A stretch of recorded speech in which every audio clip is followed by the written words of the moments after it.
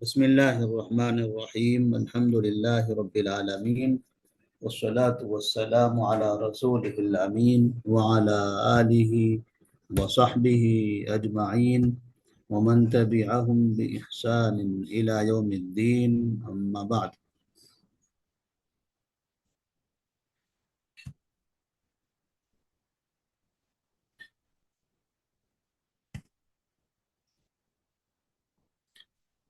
آج کے درس میں ہم مرکبات پڑھیں گے. صرف اور نحو. پہلے ہم نے صرف شروع کیا اور صرف میں گردانیں آپ سے یاد کروائی تھی. فعل ماضی کی گردان، فعل مضارع کی گردان، فعل امر کی گردان. اسی طرح سے مضارع مرفوع، مضارع منصوب اور مضارع مجزوم، اور فعل ثلاثی مجرد کے ابواب اور ثلاثی مزید فی کے ابواب. یہ ہم نے ترتیب سے اوپر یاد کرایا تھا آپ سے. اور فعل امر میں امر حاضر کی گردان اور اسی طرح سے امر غائب کی گردانیں.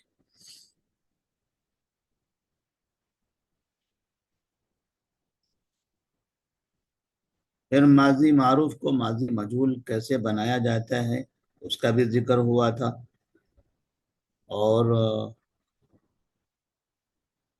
گردانوں کے جو صیغے ہیں، صیغوں کی پہچان ہم نے بتائی تھی، اور ساتھ میں اس کے اندر ان صیغوں میں فاعل کہاں ہوتا ہے، فعل کے اندر فاعل کہاں پر ہوتا ہے، اس کی بھی ہم نے پہچان کرائی. آج کے درس میں ہم مرکبات پڑھیں گے. مرکبات میں ہمارے پاس دو مرکب ہیں. مرکبات کی قسموں میں سے ہمارے پاس دو مرکب ہیں. ایک کو کہتے ہیں مرکب ناقص اور دوسرے کو کہتے ہیں مرکب تام. مرکب ناقص اور مرکب تام.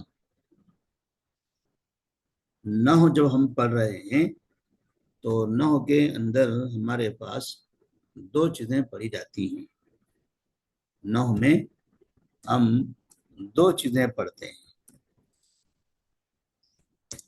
پہلی چیز آخری حرف کا اعراب، اور دوسری چیز جملوں کو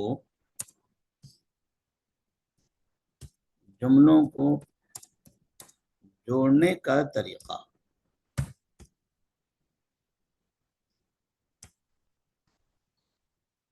نحو کے اندر میں دو چیزیں پڑھنی ہیں: آخری حرف کا اعراب اور جملوں کو جوڑنے کا طریقہ. جملوں کو کیسے جوڑا جاتا ہے، جملوں کی پہچان کیسے کی جاتی ہے. آخری حرف کے اعراب سے متعلق اس سے پہلے آپ نے فعل مضارع منصوب اور مجزوم وہاں پر دیکھا کہ کیسے فعل مضارع مرفوع ہو تو کس شکل میں ہوتا ہے، منصوب ہو تو وہ کیا شکل میں تبدیل ہو جاتا ہے، اور مجزوم ہو تو کیسے اس کے آخر میں تبدیلی آتی ہے.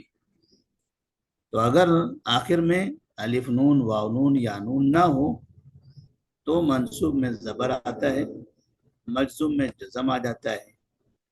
اگر الف نون واو نون یا نون ہو تو پھر منصوب اور مجزوم میں نون گر جاتا ہے. یہ ہم نے اعراب پڑھا ہے فعل مضارع کا. اب فعل مضارع کے اعراب کے بعد چونکہ ہمارے پاس فعل میں صرف فعل مضارع کا ہی اعراب ہے، ماضی کا اور امر کا اعراب نہیں ہے، کیونکہ ماضی اور امر دونوں بھی مبنی ہوتے ہیں. البتہ جہاں تعلق ہے اسم کا تو اسم اکثر اسماء معرب ہوتے ہیں. اکثر اسماء معرب ہوتے ہیں. بعض مبنی بھی ہوتے ہیں لیکن زیادہ تر اسماء معرب ہوتے ہیں. حروف سب کے سب مبنی ہوتے ہیں. فعل میں ماضی اور امر مبنی ہوتے ہیں، مضارع معرب ہوتے ہیں. اور اسم کے اندر اکثر اسماء معرب ہوتے ہیں، مبنی کم ہوتے ہیں. جب اسم کے اندر زیادہ معرب ہوتے ہیں تو پھر ایسی صورت میں اب اس کا اعراب پڑھنا ہمارے لیے تھوڑا سا دشواری ہے، تھوڑا مشکل ضرور ہے. لیکن اگر آپ نے چند قاعدے سمجھ لیا تو وہ بھی آپ کے لیے آسان ہو جائے گا. اعراب میں سب سے اہم اسم کا اعراب ہوتا ہے. اسم کا اعراب. اس لیے ہم اب یہاں سے مرکبات میں اسم کا اعراب پڑھ رہے ہیں. مرکب، اس کی جمع مرکبات. اور مرکبات کس کو کہتے ہیں؟ جب ہم لفظ مرکب پڑھ رہے ہیں تو مرکب کا معنی کیا ہوگا؟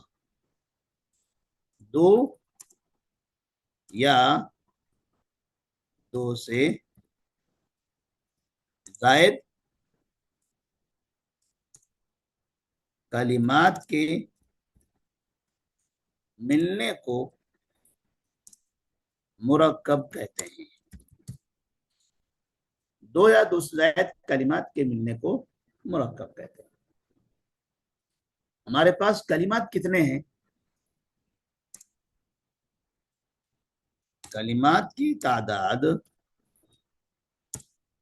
3 ہے. یہ تو واضح ہے. جیسے اسم، فعل اور حرف. کلمات ہمارے پاس 3 ہیں: اسم، فعل اور حرف. اسم، فعل اور حرف. ہم نے بالکل شروع میں حرف کے بارے میں پڑھا تھا کہ حروف تمام کے تمام مبنی ہوتے ہیں، لہذا حروف کا اعراب ہم کو پڑھنا نہیں ہے. پھر فعل کے بارے میں پڑھا تھا کہ فعل کی 3 قسمیں ہوتی ہیں: ماضی، مضارع، امر. تو ان میں سے ماضی مبنی ہوتا ہے، امر بھی مبنی ہوتا ہے. صرف فعل مضارع معرب ہوتا ہے، اور وہ بھی مضارع کے اندر 12 صیغے، مضارع کے صرف 12 صیغے معرب ہوتے ہیں. جمع مؤنث غائب اور جمع مؤنث حاضر یہ دونوں صیغے مبنی ہوتے ہیں. جیسے ہم نے کہا تھا جمع مؤنث، جب مؤنث جمع ہو جائیں تو انہیں کوئی ٹس مس نہیں کر سکتا، انہیں کوئی تبدیل نہیں کر سکتا. تو جمع مؤنث چاہے وہ غائب ہو چاہے وہ حاضر ہو تو وہ مبنی ہوتے ہیں، ان کا اعراب بدلتا نہیں ہے. فعل مضارع کے باقی 12 صیغے معرب ہوتے ہیں. تو ہم نے 12 صیغوں کا اعراب اس کے اوپر یہاں جہاں پر یہ گردان لکھی ہوئی ہے،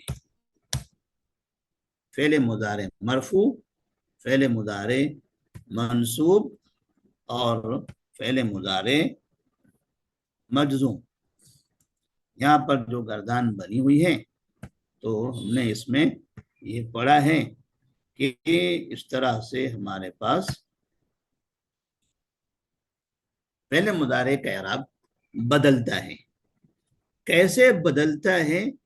ہم نے مرفوع کے بعد منصوب کو لکھا اور مجزوم کو بھی لکھا تاکہ اس حالت سے، مرفوع کی حالت سے منصوب کی حالت میں جانے پر کیا تبدیلی آئی وہ معلوم ہو، اور مجزوم کی حالت میں چلے جانے پر کیا تبدیلی آئی وہ بھی معلوم ہو جائے. اس کے بعد ہمارے پاس باقی رہتا ہے اسم، اور ہم اسی اسم کے بارے میں اب پڑھنا چاہیں گے۔ جو ہم پڑھانا چاہتے ہیں یہ آپ نے مستوی اول میں پڑھا ہے، ایسا نہیں ہے کہ پہلی مرتبہ پڑھ رہے ہیں، مستوی اول میں پڑھ چکے ہیں۔ جس نے بھی اسکرین پر لکھا ہے فوراً مٹا دے اس کو۔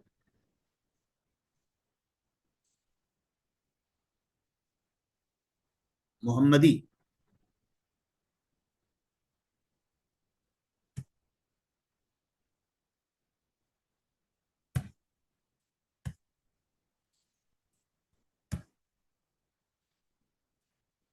تو اسم کا اعراب ہم پڑھ رہے ہیں۔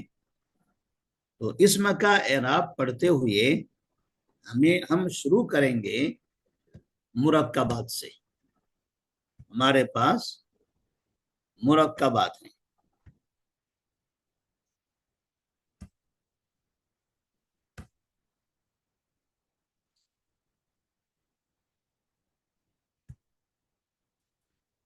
مرکبات کے بارے میں ہم نے بتایا کہ مرکب دو یا دو سے زائد کلمات کے ملنے کو کہتے ہیں۔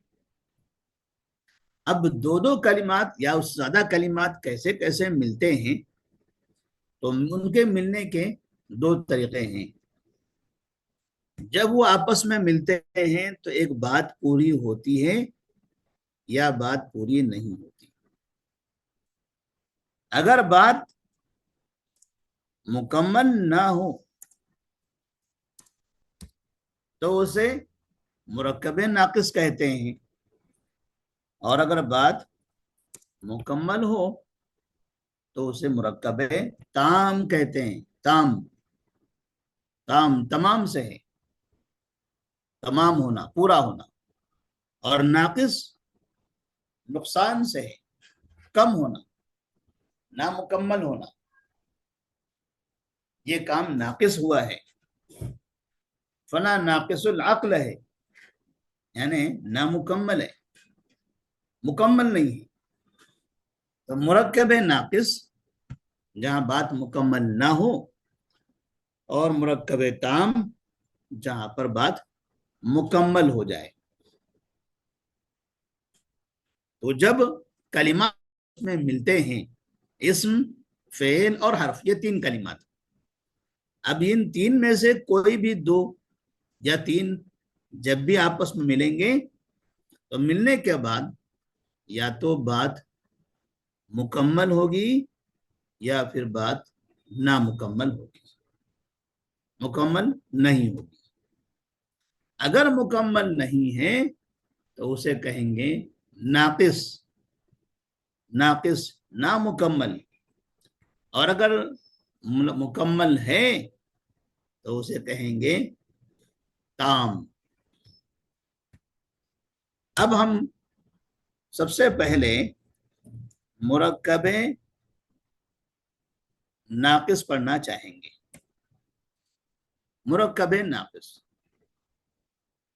مرکب ناقص کے اندر چار جملے ہوتے ہیں۔ مرکب ناقص میں چار جملے ہیں، جیسے نمبر 1 ہے مضاف مضاف الیہ، نمبر 2 ہے موصوف صفت، نمبر 3 ہے جار مجرور، اور نمبر 5 ہے اسم اشارہ مشار الیہ، اسم اشارہ مشار الیہ۔ یہ چار جملے ہیں ہمارے پاس مرکب ناقص کے۔ جب ہم کہتے ہیں مرکب ناقص تو مرکب ناقص میں یہ چار جملے آتے ہیں۔ ان میں سے ایک جملے کا نام ہے مضاف مضاف الیہ، دوسرے کا نام ہے موصوف صفت، اور تیسرے کا نام ہے جار مجرور، چوتھے کا نام ہے اسم اشارہ مشار الیہ۔ चारों जुमलों की तरकीब और उसका एराब अभी हम यहां से पढ़ना शुरू करेंगे। जैसे हमने कहा, ये चीजें आप पहले पढ़ चुके हैं। तहसीन उन्नह का जो इब्तदाई हिस्सा है, हम ये चाहेंगे कि आपके पास वो तहसीन उन्नह जो मॉनिटर हजरात है उनके पास मौजूद हो। तो जहां मुरक्कबात का जिक्र आया है वो हिस्सा तहसीन उन्नह का अपने ग्रुप में शेयर कर दें बाद में, ताकि हम यहाँ पर जो समझा रहे हैं, ये तो जो लिख रहे हैं हम स्क्रीन पर, ये तो आपको नजर आ ही रहा है। साथ में लिख कर तैयार रखा हुआ वो एक मुज़क्करा मौजूद है तहसीन उन्नह के नाम से। तो वहां जाकर उससे आप और मुराजा कर सकते हैं, मश्क कर सकते हैं। तो हमारे पास मुरक्कब नाकिस के 4 जुमले हैं। हम यहां पर भी लिख सकते हैं। इसके 4 जुमले हैं।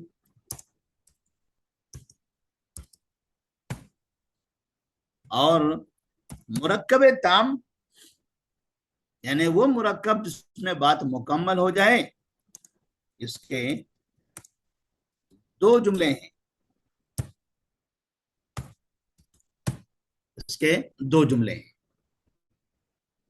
इस तरह से आपको 4 और 2 6 6 जुमले अच्छी तरह से समझना है और पढ़ना है।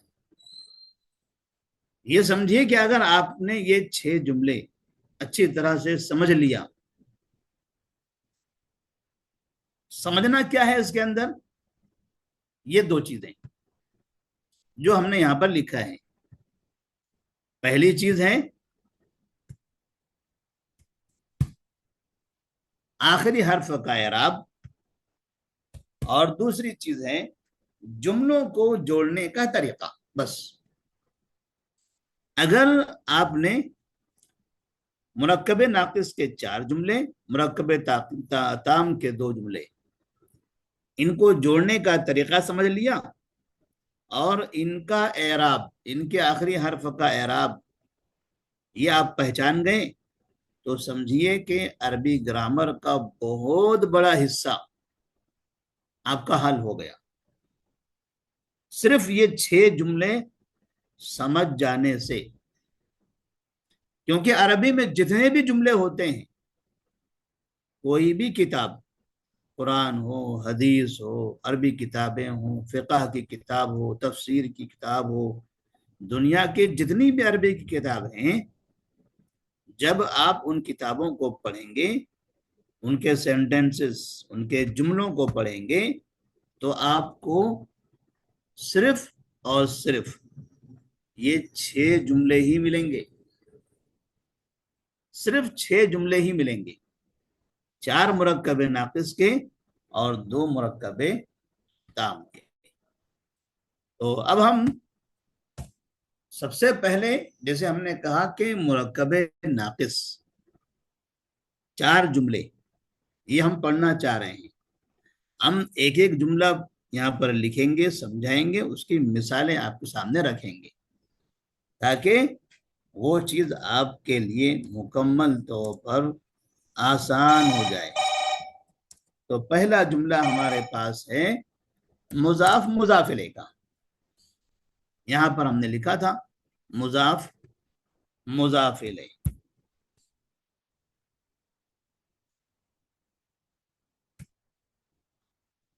मुजाफ और मुजाफिले, एक मिसाल हम उसकी लिखते हैं और उसके जरिए आपको समझाते हैं कि मुजाफ का मतलब क्या होता है और मुजाफ इलेह का मतलब क्या होता है, एक जुमले के जरिए। मुजाफ मुजाफ इलेह, जैसे मिसाल के तौर पर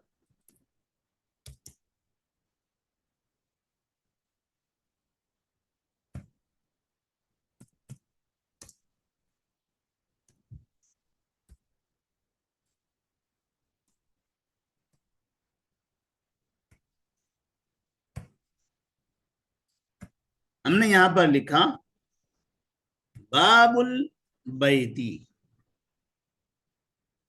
باب البیتی، پہلے ہم اعراب لگا دیتے ہیں.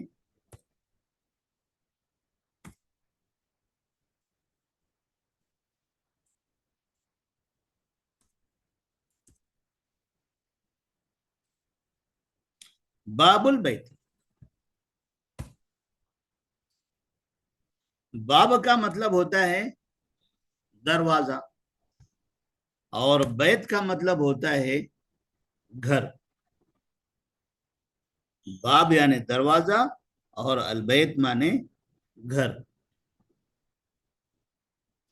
باب ایک اسم ہے، البیت یہ بھی ایک اسم ہے.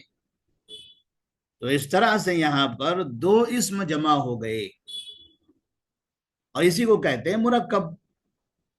جب دو کلمے ملتے ہیں تو وہ مرکب ہوتا ہے، دو یا دو سے زیادہ بھی. تو یہاں پر دو کلمے مل گئے. اب یہ دونوں کون سے کلمے ہیں؟ دونوں بھی اسم ہیں. تو ایسا ہو سکتا ہے کہ ایک اسم آئے ایک فعل آئے، ایک اسم آئے ایک حرف آئے، اور ایسا بھی ہو سکتا ہے کہ ایک اسم آئے پھر ایک اسم آئے، یعنی دو دو اسم آ جائیں. تو اسم ڈبل بھی آ سکتا ہے جیسے یہاں پر آ رہے ہیں. باب البیتی، جب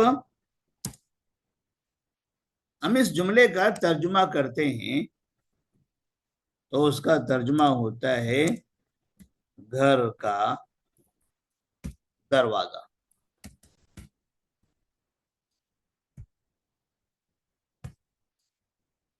گھر کا دروازہ، باب البیتی، گھر کا دروازہ. اس میں دو کلمے ہیں، ایک ہے باب اور دوسرا ہے البیت. باب البیتی، یہاں آپ دیکھ رہے ہیں جب نام ہے ہمارا جملے کا، اس میں بھی دو چیزیں ہیں، ایک ہے مضاف اور دوسرا ہے مضاف الیہ. اب آپ کلر سے پہچان سکتے ہیں کہ کون مضاف ہے اور کون مضاف الیہ. ہم نے یہاں پر مضاف کو لال رنگ دیا،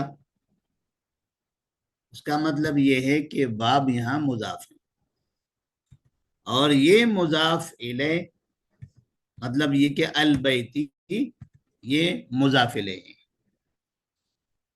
مطلب کیا ہو رہا ہے؟ باب البیتی، گھر کا دروازہ. اس جملے کی جو ترکیب آپ دیکھیں گے، پہلے والے کلمے پر شروع میں الف لام نہیں ہے اور آخر میں تنوین بھی نہیں ہے. شروع میں الف لام نہیں ہے اور آخر میں تنوین نہیں ہے. عموماً جو اسم ہوتے ہیں ان کے شروع میں الف لام آتا ہے، اور اگر الف لام نہ آئے تو آخر میں تنوین آتا ہے. یہاں شروع میں الف لام بھی نہیں اور آخر میں تنوین بھی نہیں.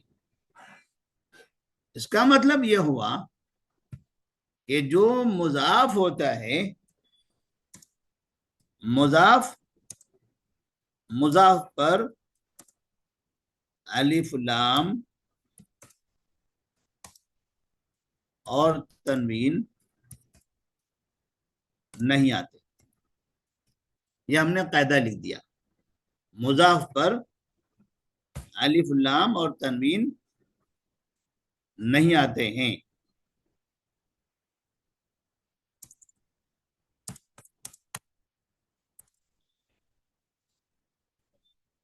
اس کے بعد آپ دوسرا کلمہ دیکھ رہے ہیں، البیتی. شروع میں الف لام ہے اور آخر میں کسرہ ہے، البیتی. آخری حرف پر کسرہ آیا ہوا ہے تو ہمارے پاس جو مضاف الیہ ہوتا ہے مضاف الیہ پر مضاف الیہ ہمیشہ مجرور ہوتا ہے مضاف الیہ ہمیشہ مجرور ہوتا ہے اس پر الف لام اور تنوین آ سکتی ہے مضاف الیہ پر الف لام بھی آ سکتا ہے اور تنوین بھی آ سکتی ہے اب یہاں پر الف لام ہے اس لیے آخر میں تنوین نہیں ہے اگر تنوین آ جائے گی تو پھر ایسی صورت میں الف لام چلا جائے گا کیونکہ کسی کلمے پر ایک وقت میں دونوں چیزیں نہیں آتی الف لام اور تنوین دونوں ایک ساتھ نہیں آتے یا تو شروع میں الف لام ہوگا تو آخر سے تنوین ہٹانا پڑے گا اور اگر تنوین نہیں ہٹائیں گے تو شروع سے الف لام ہٹا دینا پڑے گا تو یہاں ہمارے پاس مرکبات میں پہلا جملہ ہے باب البیتی مضاف مضاف الیہ کا اور اس کا ترجمہ کیسے ہو رہا ہے باب البیتی اردو ترجمہ آپ دیکھ رہے ہیں گھر کا دروازہ اردو میں ہم نے گھر کا ترجمہ پہلے کیا دروازے کا ترجمہ بعد میں کیا جبکہ عربی میں دروازہ پہلے ہے گھر بعد میں ہے تو اس کو ہم کہتے ہیں اس کا ترجمہ الٹا کیا جاتا ہے اس کا ترجمہ الٹا کیا جاتا ہے مضاف مضاف الیہ کا ترجمہ الٹا کیا جاتا ہے باب مضاف ہے البیتی مضاف الیہ ہے اور مضاف الیہ ہمیشہ مجرور ہوتا ہے تو آپ نے یہاں پر دیکھا باب البیتی البیتی مجرور ہے جب ہم ترجمہ کریں گے تو آخر سے شروع کریں گے البیتی سے گھر اور پھر درمیان میں ہم یہ کا استعمال کریں گے گھر کا دروازہ یہ کا کہاں سے آیا تو یہ مضاف مضاف الیہ کے ترجمے میں آتا ہے گھر کا دروازہ اس کی اور مزید مثالیں اگر دیکھنا ہو تو جیسے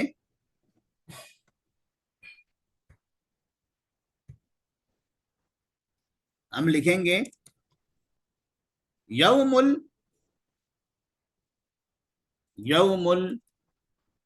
العیدی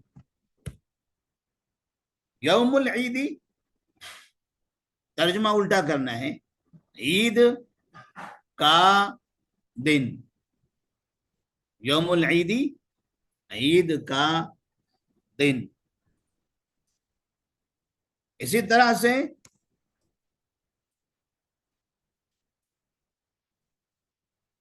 امتو محمد صلی اللہ علیہ وسلم امتو محمد صلی اللہ علیہ وسلم ترجمہ کیا ہوگا محمد کی امت کی بیچ میں کی آ گیا ترجمہ آخر سے کریں گے امتو محمد محمد کی امت محمد صلی اللہ علیہ وسلم کی امت ایسے ہی جیسے ورق الکتابی ورق الکتابی کتاب کا ورق، کتاب کا ورق. اسی طرح سے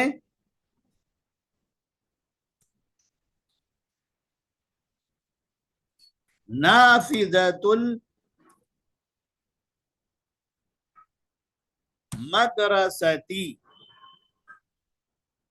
نافذۃ المدرستی. نافذہ مانے ہوتا ہے کھڑکی، المدرسہ مانے مدرسہ.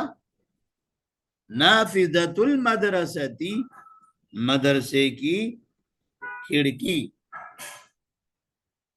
مدرسے کی کھڑکی. تو آپ نے یہاں پر دیکھا جو مضاف الیہ ہیں اور مضاف الیہ مجرور ہیں. ورق الکتابی، یہ مضاف الیہ مجرور. امت محمد، یہ مضاف الیہ مجرور. یوم العید، یہ مضاف الیہ مجرور. تو آپ کو یہ قاعدہ یاد رکھنا ہے کہ مضاف الیہ ہمیشہ مجرور ہوتا ہے، مضاف الیہ ہمیشہ مجرور ہوتا ہے، اور اس پر الف لام اور تنوین آ سکتی ہے. جیسے یہاں پر اس مضاف الیہ پر الف لام آیا اور یہ مضاف الیہ پر تنوین آیا، تو تنوین بھی آ سکتا ہے اور الف لام بھی، تنوین بھی آ سکتی ہے اور الف لام بھی، لیکن دونوں ایک ساتھ نہیں آئیں گے، یا تو الف لام یا تو تنوین. ترجمہ کیسے ہوگا؟ الٹا ترجمہ ہم نے یہاں پر لکھا ہے، اس کا ترجمہ الٹا کیا جاتا ہے. اور درمیان میں کا کی کے کا معنی آتا ہے، کا کی کے. جیسے نافذۃ المدرستی، مدرسے کی کھڑکی. ورق الکتابی، کتاب کا ورق. یوم العید، عید کا دن. امت محمد، محمد کی امت.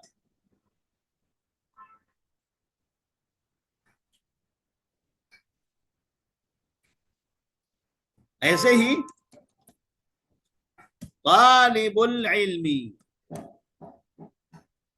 طالب العلم، طالب العلم کا مطلب ہوا علم کا طلب کرنے والا، علم حاصل کرنے والا، علم کا طلب کرنے والا، علم کا طالب. طالب العلم، علم کا طالب. استاد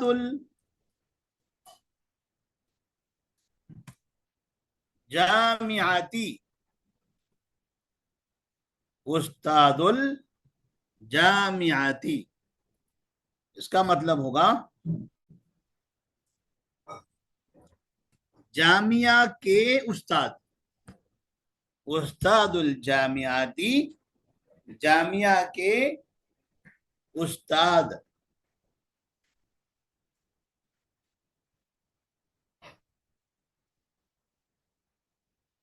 اسی طرح جیسے ورق الشجرتی، ورق الشجرتی. ورق مانے پتا ہے، یہاں ورق ہم نے پیج کے معنی میں لیا اور یہاں پر ورق پتے کے معنی میں. تو اس طرح سے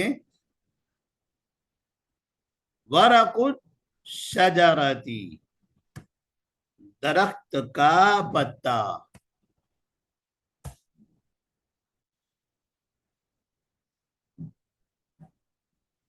ایسے ہی قریۃ المسلمین، قریۃ المسلمین. تو یہاں مطلب ہو رہا ہے मुसलमानों का गांव, करिया माने होता है गांव, करयतुल मुस्लिमीना, मुसलमानों का गांव।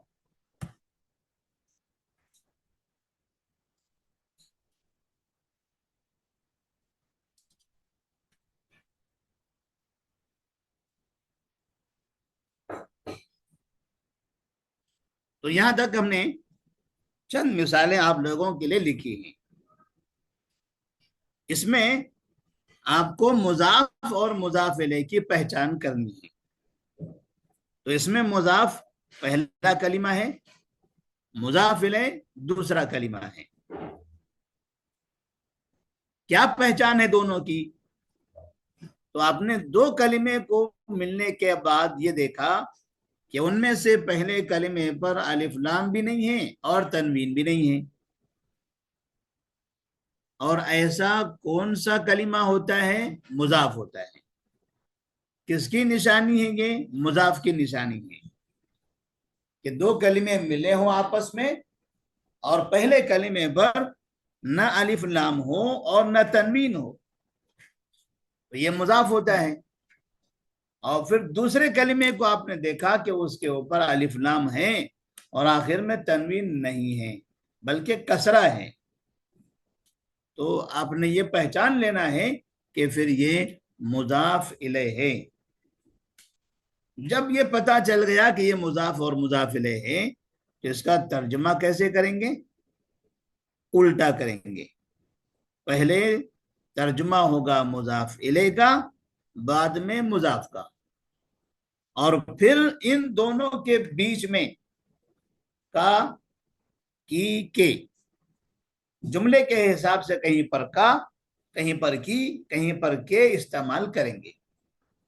जैसे यौमुल ईदी, ईद का दिन, उस्तादुल जामियाती, जामिया के उस्ताद, और नाफिजतुल मदरसती, मदरसे की खिड़की। तो यौमुल ईद में का आ गया, नाफिजतुल मदरसती में की आ गया, उस्तादुल जामियाती में के आ गया। तो जुमले के हिसाब से जैसे वहां माना होगा वैसे हम वो तब्दील करते जाएंगे। तो अगर दो कलिमे इस तरह के होंगे तो इनको कहा जाएगा मुजाफ और मुजाफ इलैह। अब ये नाकिस कैसे हुए? हमने कहा ये मुरक्कब नाकिस की किस्मों में से किस्म है। तो ये नाकिस कैसे हुए? नाकिस माने नामुकम्मल। तो ये नामुकम्मल कैसे हुए? इसलिए कि जुमला मुकम्मल कब होता है? अगर आपसे सवाल किया जाए जुमला मुकम्मल कब होता है, तो जवाब देंगे जब जुमले के आखिर में है मौजूद हो। जब है या है का इस्तेमाल करते हैं जुमले के आखिर में, तब हम कहेंगे हाँ ये जुमला मुकम्मल हो गया। जहां पर खबर मुकम्मल दी जा रही हो, अब जैसे बाबुल बैती, घर का दरवाजा, ये नामुकम्मल है, ये बात नामुकम्मल है। इसको मुकम्मल करना हो तो कैसे करेंगे? बाबुल बैती, घर का दरवाजा, इतना जब सामने वाले से हम कहेंगे तो हमसे वो पूछेगा घर का दरवाजा, अच्छा क्या हुआ घर का दरवाजा, क्या कहना चाह रहे हैं घर के दरवाजे के बारे में? तो हम कहेंगे घर का दरवाजा खुल गया। यहां बात सामने वाले को मुकम्मल समझ में आ गई कि घर का दरवाजा खुल गया, अब बंद कीजिए। घर का दरवाजा टूट गया, बात मुकम्मल हो गई, बात यहां पर मुकम्मल हो गई। सामने वाले को एक खबर दे दी गई। जहां एक खबर दे दी जाए तो उसे कहते हैं ताम। مکمل، اور جہاں خبر نہیں دی گئی مکمل بلکہ سوال باقی رہ گیا، جیسے ہم نے کہا گھر کا دروازہ، یہ بات مکمل نہیں ہوئی، کیونکہ سامنے والا پوچھے گا پھر کیا ہوا گھر کا دروازے کا، کیا کہنا چاہ رہے ہیں آپ؟ تو جب تک کہ آپ بات پوری نہیں کریں گے تب تک کہ وہ سوالی نشان باقی رہ جائے گا۔ تو جہاں بات مکمل نہیں ہوتی تو اس کو کہتے ہیں ناقص، اور جہاں مکمل ہو جاتی ہے، خبر پوری مل جاتی ہے، اسے کہتے ہیں تام۔ تو آج کا درس ہم یہیں پر روک دیتے ہیں، مضاف اور مضاف الیہ سے متعلق۔ تو انشاءاللہ آپ لوگوں کے لیے ایک ہوم ورک رہے گا، ایک ہوم ورک کیا رہے گا؟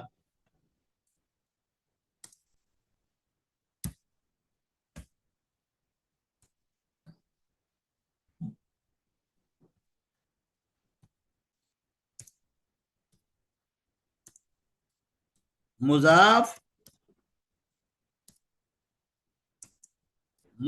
الیہ کے 10 جملے ترجمے کے ساتھ